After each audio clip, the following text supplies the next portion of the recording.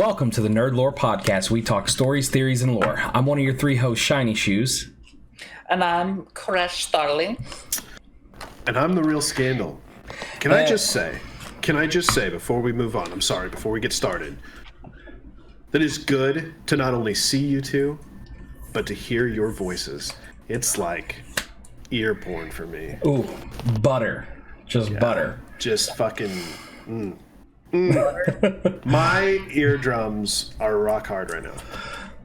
Yeah, nothing says ear porn like butter. Oh, yeah. Can you explain that to me? A lot of what you're trying to say? potatoes also. I'm a big fan of those as well.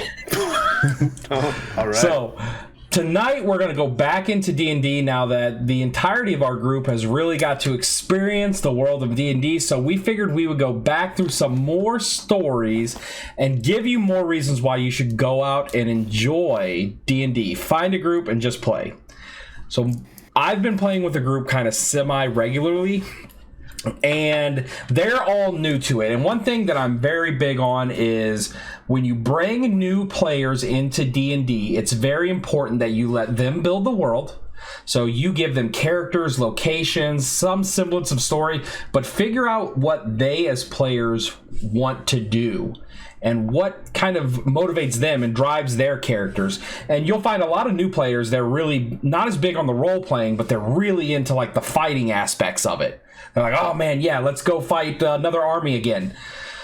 So over the time playing with this group, I've really tried to push the thought process to them that not everything needs to be solved by violence. Because new players, they're always like, all right, if there's an obstacle in front of me, I'm going to hit it with my hammer. Unless you're a barbarian. Then everything is violence. Mm-hmm. So that has been a lesson that I've been trying to teach them over and over and over again. Finally, they have seen the light, and they realized that they don't always have to fight their way out of things. So this past weekend, I get them all together. I'm like, this is what you guys are going to do. You guys are already going to fight in this Olympic-style event where they did all these competitions and everything. Then afterwards, they decided they were going to take on some of the bounties on the bounty board.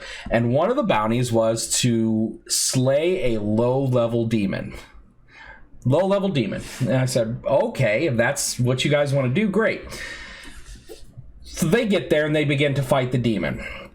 Now, just because they're a low-level demon, this is a group of a bunch of like level 6s and 7s. Demons are pretty difficult to defeat. They're fighting it, and they don't really realize that they're not really making any headway. I mean, they're getting hits because they're rolling high and rolling lucky. The DM, my rolls have been pretty low, but I've been chunking their health away.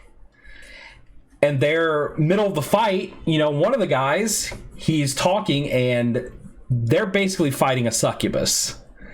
He's talking, and he's like, why are we trying to fight this individual? And the rest of the group's like, well, it's on the bounty board, we have to kill it for the bounty board. So they begin to talk to the demon, and the demon, she informs them, she's like, I'm just trying to leave. She's like, I don't really gain anything by killing all you guys. Even your gear doesn't really help me out in any way. They're like, well, we could still slay you. And I'm playing the demon. I'm like, okay, well, let's roll some perception. And they roll, and I'm like, the demon doesn't look like you've really even hurt her at all. And the rest of them are tore up. They're like, oh, yeah. So we begin into a dialogue.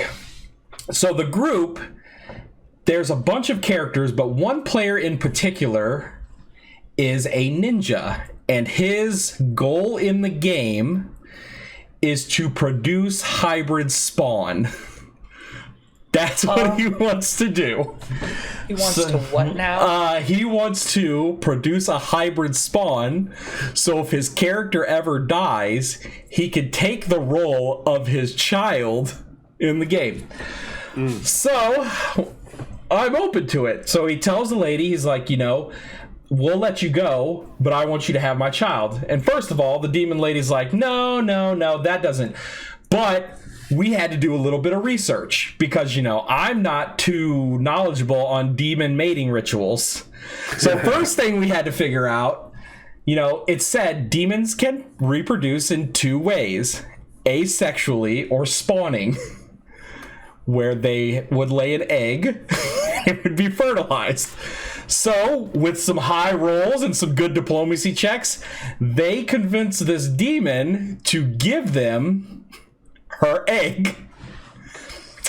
So, we have that whole conversation about it. The demon decides to leave. They don't get anything, but they're still going to try to convince the person back at home that they killed the demon. She's flown off.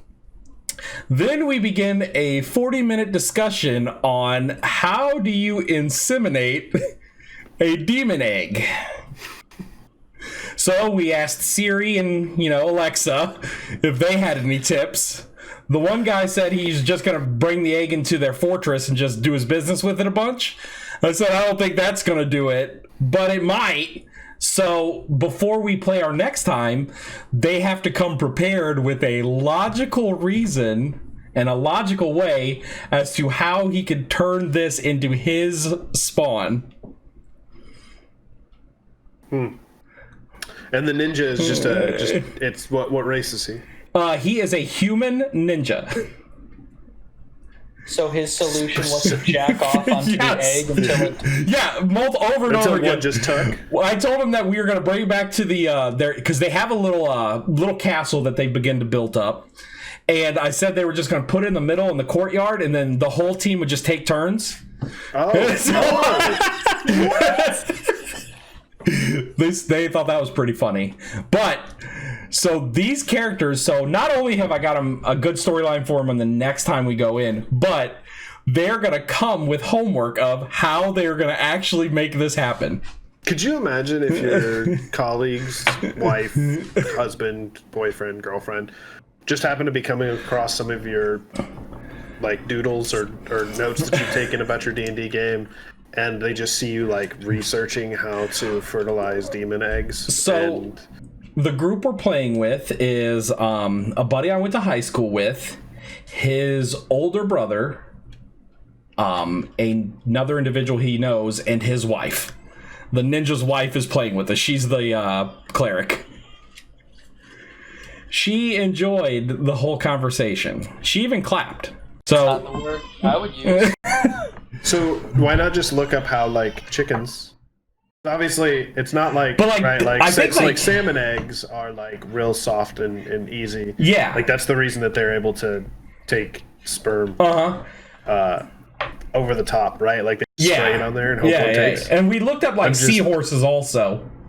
But it's not an aquatic animal, bro. Like, well, that's what we were talking chickens. about. How do chickens do it? And we were like, we remember Game of Thrones when she walks into the fire, and we were talking maybe something like that, except for like it's just like him just banging the egg. You just gotta cut a little hole in it, hope that it doesn't. Yeah, like we're lose all of it. We'll know. She's the mending cantress. Yeah, we'll know more about it next time when they come to a good conclusion of how this is going to happen. But right now, they are in possession of a demon egg, and they're trying to make a demon ninja baby. I'm really disturbed right now. I want to just break. I want to stop. Is that your story? That's the whole story, right? Yeah. So I brought together these two individuals after 6 months of a hiatus, and I was like, and the suggestion was, let's tell D&D stories again. And the first thing was like, oh, the time they jacked off on the demon egg. That was great. Let's talk about that. Yeah. It's a family show. Yeah. Thank God it's not a family show. I'm open to creative solutions. I just want to see what they bring to me next week as their plan to hatch this thing. I feel like we have our resident, super into demons and mythology right here. Skandle, how would you jack off into the succubus egg? Yeah. What was the other one? The other option besides the egg? What do you asexual? Oh yeah, asexual reproduction. Well, okay, so like it's a succubus, right? Yeah, like, yeah. Their whole like goal, right, is seduction. Is to but they take your soul in exchange for sexual pleasure by this demon that can usually take form of other things. So, my guess is, she would not relay this information to them if I were DMing, right? She would not relay this information to them and just have sex, and then reproduce asexually, but the ninja just assumes, right? Because it's all about seduction and she wants to deceive as well, right? Like that's kind of what demons do. So she would deceive him into thinking he could actually give birth to it, and I don't know, pays child support or something. Yeah. That makes sense. Really, I'd have to look up how chickens do it, because that's the only thing I can associate with that's the same work. I mean, I'm assuming it's going to be something like how you do it with chickens, or like reptiles, maybe. Like they lay eggs. Something. They lay eggs or something.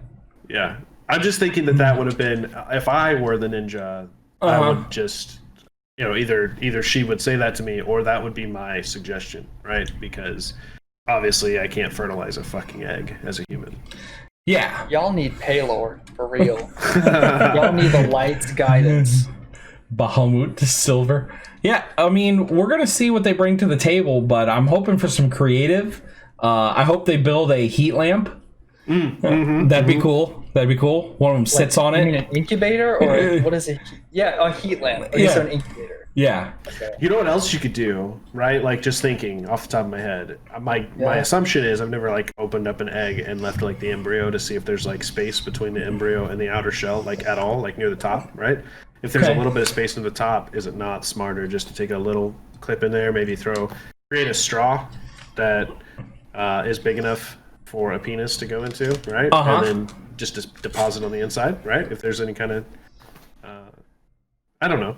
Off the top of my head. Yeah, these are there's a lot of good ideas, and I hope I'll write these down, and if they don't come with any good ones, I'll bring these back to them. Be like, hey, talk to my buddies, and this is what they were thinking about.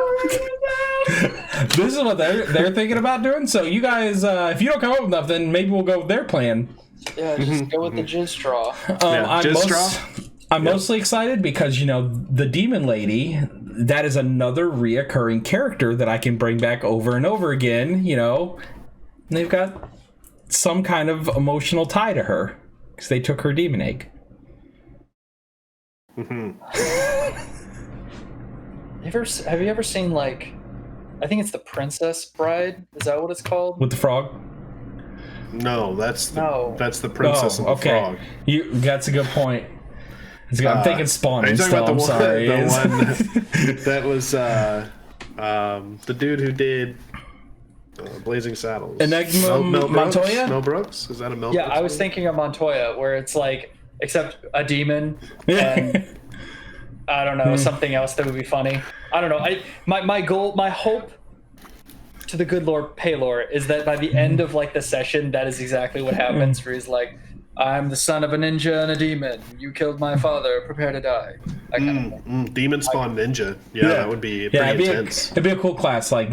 Historically, in D&D, in D&D, ninjas aren't really good. Just to be honest, they're not a good class. So you could buff the class with something, but detriment the demon for being half human. Yeah. So maybe his character will be better next time around. Maybe. I wish my next character would be better, but it just seems like, I started making a character that was just unbelievably awesome, then moved to another character who's just better, and I'm just going to keep going, right? Every time. I wouldn't know what it's like to create a bad character.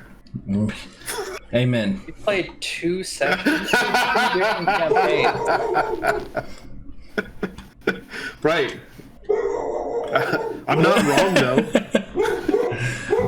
All right. I think it's my turn. It is your turn. Oh, thank God. So, I'm just flabbergasted. I'm still thinking about it, whatever. So my favorite thing about D&D is the fact that I can inject my own type of humor into the session, but organically. I think that my favorite kind of character to play is someone who kind of hides the true value and intelligence behind a wall of I want to fuck around, and that idea influences every character. The last character I played was a paladin, and I got boots of levitation, and I decided to turn myself into a Beyblade, and also a hoverboard, but a literal hoverboard where I think we had a cleric riding on my back, and I was just like 2 swords out, like floating towards the enemy. Just stupid. But then my newest character is I wanted to try and be different to where instead of like I'm really stupid but strong, I wanted to make him like really smart but like really dumb when it comes to being social and like living in the real world. So my first introduction to the party, which it was basically we all got off a boat, and I'm like, I don't know how customs work, I don't know how anything works, and I see a big cow dude, and I'm like, oh cool, the cows just walk here, that's cool. And I'm a druid, so I'm like, you know what, I'm gonna just be a cow. I'm a cow now, cow brother out in the streets walking around who wants beef. Like and then I'm following the cow dude because I'm like, you know, he's here and he doesn't look uncomfortable, so he, you know, I think he blends in, not realizing that everyone around him's like, that's a cow standing up. Oh, and he's got a big hammer, and that's scary. Didn't notice any of that.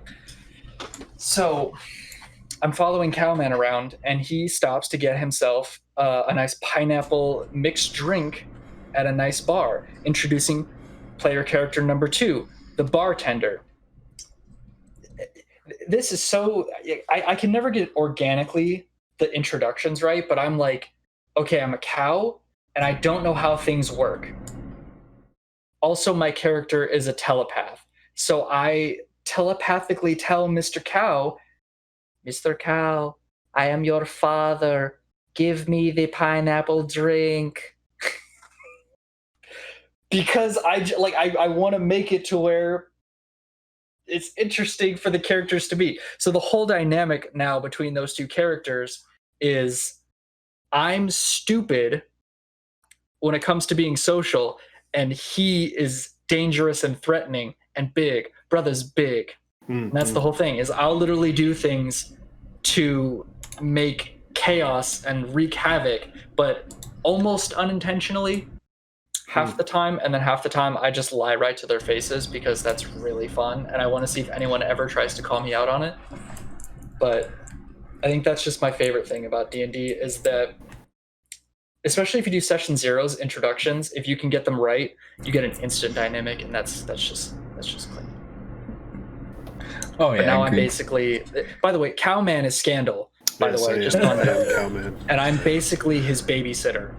Do you believe? Oh yeah, I had to reprimand you because you kept touching everything. Mm-hmm. You're like, oh, what's this? This religious artifact sitting in the middle of a crater. I touch it. We got an evil suit of armor just coming out of the ground. Oh, and 3 skeletons? That wasn't me. You almost died. You're thinking of Link. I didn't come close to dying. I came close to dying when we fought the Necromancer. But I did not come close to dying anywhere else. That was the only place I dropped at 9 HP. I distinctly remember having to heal you. No, you're thinking of Link. You're thinking of Link's fighter that got turned into the Artificer. His name's Link? He's almost died in every single battle. He collapsed this last one. So, dude, man, fucking... But you did take a lot of doesn't almost die, bro. Like, Link... is it like an elf? Uses like a bow? No, that's his actual name. Oh, okay. his government name is Link. Oh, okay. All right. His character's name is Newt. Is the bartender. He is Sage Freeman, I think his name is. I had a kid show up to D&D one time with he said, "This is my OC concept. His name is Glink," and it was it was a straight rip off of Link. He was messing with me, but he played the character the whole time. Didn't talk either. It was the best.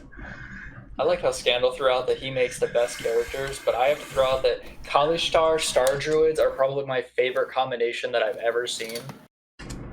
But I also failed a wisdom save throw with a 4, even though I get permanent advantage and I'm a druid. He rolled 4s twice. Yeah, your boy was mad.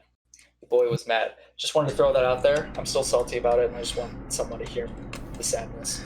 That's okay. We understand. It happens. I mean, it's not much you can do about it now. All right. All right, Skandle, what do you got? Let's hear it. Okay. Okay, so I'll let you guys choose because I do have two stories. I have one because I've only played 2 games in my entire life, but I have loved both characters. And first and foremost, can I just say that it's really difficult for me to enjoy characters or find myself enjoying the game if people that I'm playing with I don't feel like they're immersed with their character. Like, you don't have to do a silly voice. You don't have to be some, medieval person. You can be whomever you want, but be you, right? Be your character. You can talk normally, but if you're not immersed in the game, it's difficult for me to be immersed in the game. I want to be like at the movie theater, where like you don't have somebody on their phone, interrupting the game, because for me, I want to be just like there. I want to use it as like an escape from reality. It's tough to do if you're not immersed. Yeah, I feel the same way. Okay. Do you want to know about my forest gnome rogue named Thriz, or do you want to know about my minotaur paladin oath of vengeance named Stint Greathorn? I am a card-carrying member of the anti-Thriz Club. Fuck Thriz. Hashtag. Okay, so we'll go with Thriz.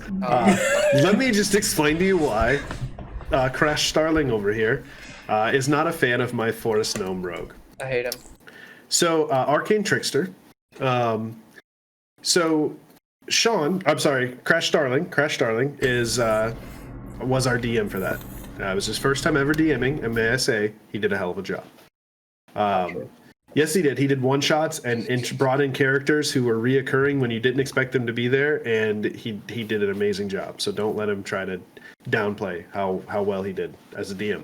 So anyway, the reason he hates Thriz so much is that I had god-like rolls for my stats.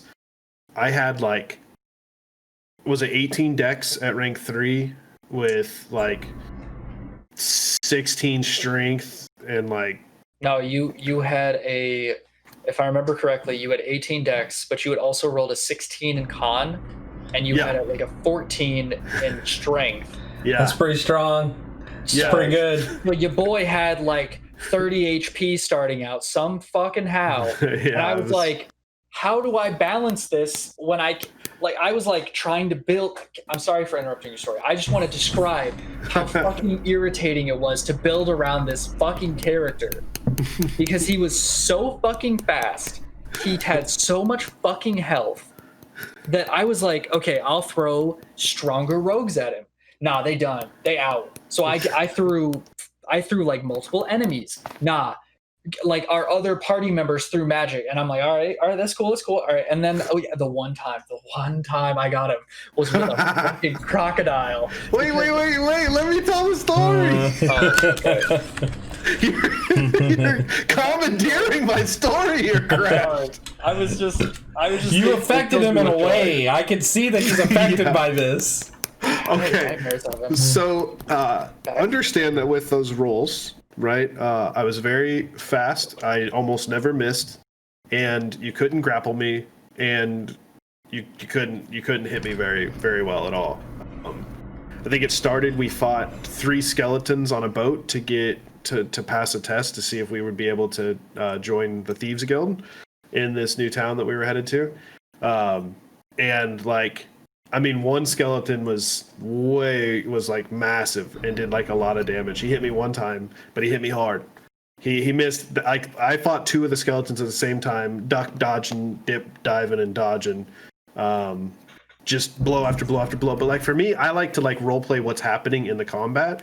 So I'm one of those guys. If I take my Minotaur Paladin for example, if I block right before my turn, then if I use my defense stance for being Oath of Vengeance Paladin, if I successfully block the blow, then whenever I come up, I say things like, as I take my shield and deflect your weapon downwards, it leaves you vulnerable for this warhammer to come spin around backwards and slap you across the face, right? I like to try to get into how the attacks happen, and so I even wrote I don't know if it was a short story. I was gonna keep a diary, kind of like you did with your character in this campaign, Crashed, and explained what happened and all of the fights and things like that. But that's kind of how it went for like, what was it, like 8 sessions? You just couldn't. We played like 4 or 5 in person, and then COVID hit, and we played through Discord for like 3 or 4. So I mean, like, I almost never got hit, but when I did get hit, it hurt. Because Sean was Crash was trying to balance the game, and I felt badly. But the one time he got me real good, we were sent on a mission to kill this animal. We didn't know what it was, but whatever it was killing villagers or like merchants that were trying to cross through this other district. And so we get there, and there is this like there's like 3. There were 2 crocodiles and 2 like They were lizard folk. Yeah, lizard folk, right? So I mean, like I made it. I was really good in acrobatics. My backstory was that I was in like a traveling circus. And so like my acrobatics were ridiculous. I took like proficiency in it, and then with the dex I had like a +7 or +9 or something like that to acrobats. Yeah. So I would do things like I want to jump from this to this, bounce off this wall, and then spin into an attack with my dagger, right? Like and he would be, okay, make an acrobatics check. Okay, now make a roll to hit, So like it was really fun. So we kill those, and then as we kill those, this like creature you just hear from the back says, I can't do the voice, but he says something. Sean, didn't you have a voice for him? It wasn't a turtle. He was like a frog man. Oh, what was it? Goot? I'm pretty sure. Yeah, Goot. Yeah, Goot? Original, right? I don't remember his. Oh wait, he was like a country accent. Yeah, because he was a moonshiner. Yeah. Oh my god. So like this. I think this was so kind of like his voice a little bit. But he's riding on this ginormous crocodile. I mean, like, it was like it was bigger than a large creature, right? As big, most like, moonshiners do. Yeah, but it was our job to kill this. This had to be the creature we were sent out to kill, right? But because not only did I have all those high rolls, I also had high rolls in charisma. So instead of fighting it, because I knew we were going to get our ass kicked. Oh no! Wait! Before we got to that, I did get bit by that crocodile. That's the point I'm trying to make. I'm sorry. As we're about to win against these crocodiles, I try to do one of my acrobats where I'm on top of it because I had jumped onto it and slammed my dagger in the back of its neck here. That I wanted to like flip over, grab my dagger, and then jump off of it. And I did that, and as I did it, he got to roll an attack of opportunity.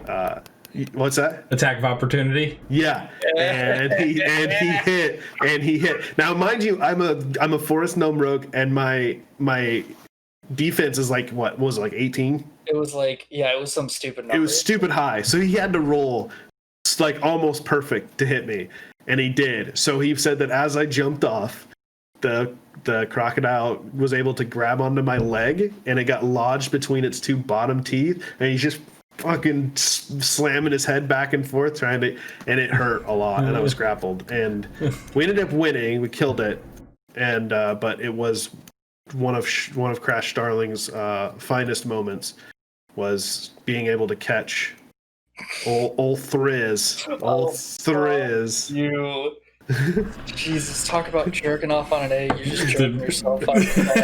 Look, I don't toot my own horn. I pull my own fucking, I don't know, wiener. The literal best kill I've ever had on a player was in a swamp, and it was like a kind of crocodile type monster, and they always would just rush in and try to fight things. So the kid rolls high and he's like, well, I get to go first. So he runs across the battlefield and swings at the thing. Well, this monster wasn't good at like hitting or anything, but it was really good at grappling. So literally he ran at the monster. I was like, oh, okay. So he swung. I was like, well, you hit. And then it's my turn. I said, okay. I roll the grapple. You're successfully grappled.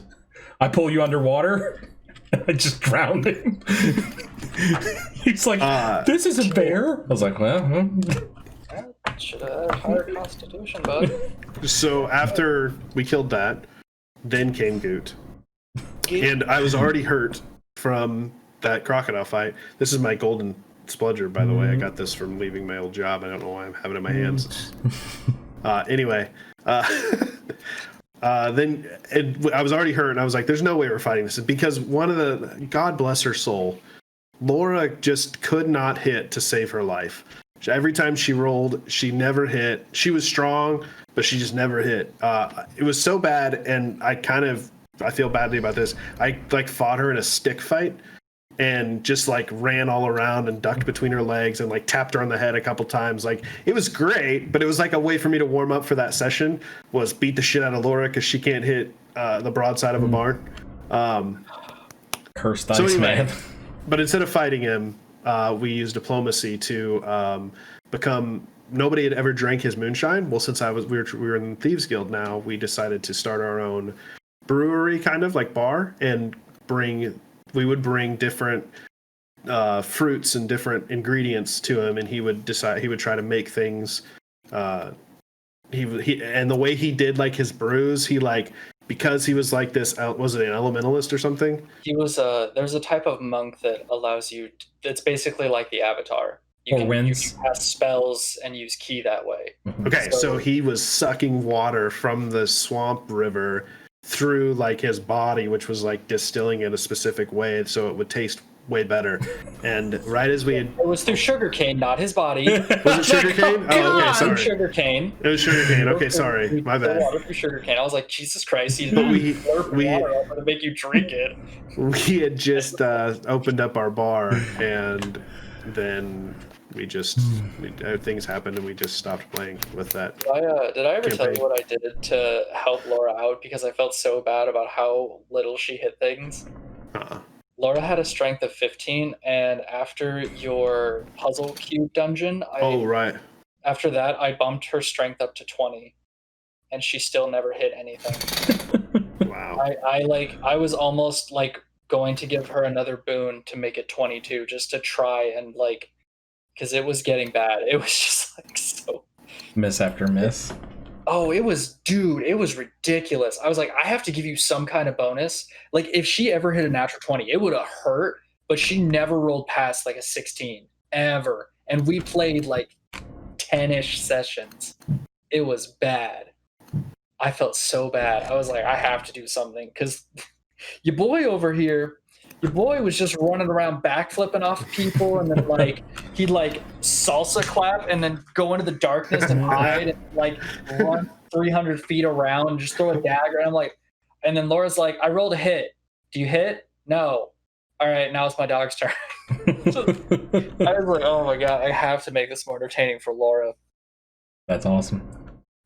Yeah. So, I think when you look at it, you have 3 individuals here. We all love D&D. All of us have different experiences, but if there's one thing that we could kind of tell you for this is get out there, play D&D. It's fun. Find a group of individuals you kind of meld with and just experience problem solving for 2, 3, 4 hours, however long your session may go. And it's really a good time. You guys got anything else? Yeah, get out there and use software programs that are out there, man. Roll20. Yeah. Because like there are campaigns that are constantly starting new, and there are beginner friendly ones. There are, proficient people who have been playing for years and years and years. I mean, it's fun to teach new people how to do things, and it is intimidating at first. Creating your first character is very, very intimidating. This is my 3rd character I've created, and Crashstarling still has to help me out. It's intimidating. It's a lot of information at first, but once that part's done and the journey begins, you're just there, man. It's like you're in another place. I have one piece that is, do not be afraid to roleplay, even if you think it's bad. If there's ever a point where you're like, I want my character to say something here, and you feel like you're getting overshot, you're getting interrupted. If your character's ready to put their foot down and you got something to say, let your character say it, because those kind of inter-character conflicts are the most fun to play out. Oh yeah, I can agree. I felt very very different playing this campaign I'm on now. I felt there's a couple of them that have been playing for a long time. They know what they were doing, and I'm still pretty new, and so I felt like I was getting like not getting an opportunity to talk or do the things I wanted to do. And I almost quit. And then Sean kind of talked to me, and the DM kind of talked to me and explained to me that I needed to bring it up in character, right? Like and they left it up to me on how I wanted to do it. And so I used my voice, and it hurt really badly going through a full 3-4 minute speech. But I feel like the speech was well received, and it was magical. It was mystical. Shiny, you would have loved it because he did the whole thing. Do the voice. Show them the voice. For my Minotaur Paladin. Just say, "Bring it on, bone boy." Bring it on, bone boy.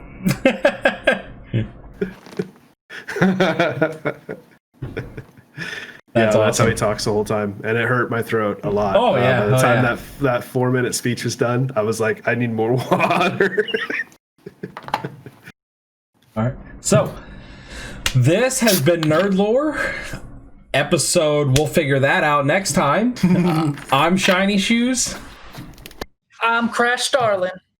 And I'm the real Skandle, baby. And we'll see you guys next week.